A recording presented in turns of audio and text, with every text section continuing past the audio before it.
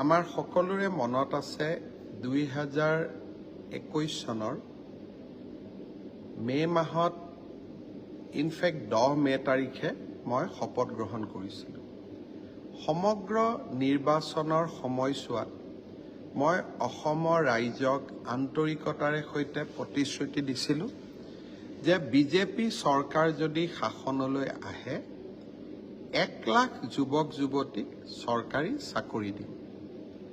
কোনেও বিশ্বাস কৰা নাছিলে।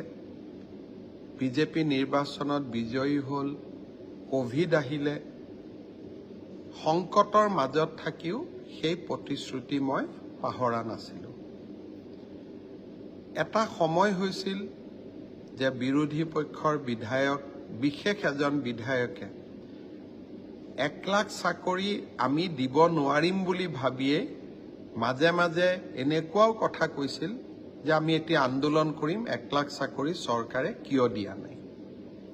ভাল কথা, চৰকাৰে কিবা কাম প্ৰতিশ্ৰুতি মতে নকৰিলে আন্দোলন হ'ব লাগে, কিন্তু যদি প্ৰতিশ্ৰুতি মতে চৰকাৰে কাম কৰে তাত ধন্যবাদো পাব লাগে। মোক ধন্যবাদ নালাগে। আজি আমি ৯৯,০০০ আৰু ৯৭টা নিযুক্তি সম্পূৰ্ণ কৰিলোঁ। PWD ৰোডছ আৰু বিল্ডিং ডিপাৰ্টমেণ্টত আজি আমি ৬০০ জনতকৈও অধিক জুনিয়ৰ ইঞ্জিনিয়াৰক নিযুক্তি দিলোঁ আৰু ৮১২ গৰাকী নাৰ্ছক নগাঁও, কোকৰাঝাৰ, নলবাৰী আৰু তিনিচুকীয়া মেডিকেল কলেজত আমি নিযুক্তি দিলোঁ।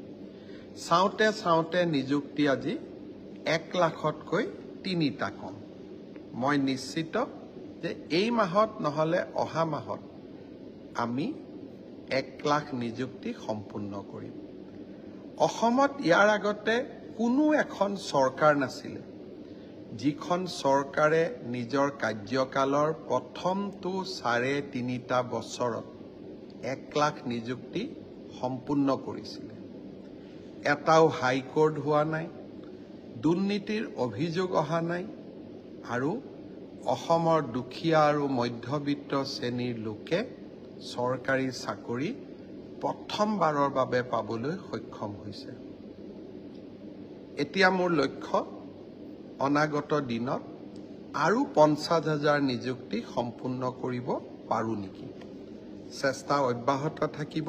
মই মোৰ কাম কৰি গৈ থাকিম।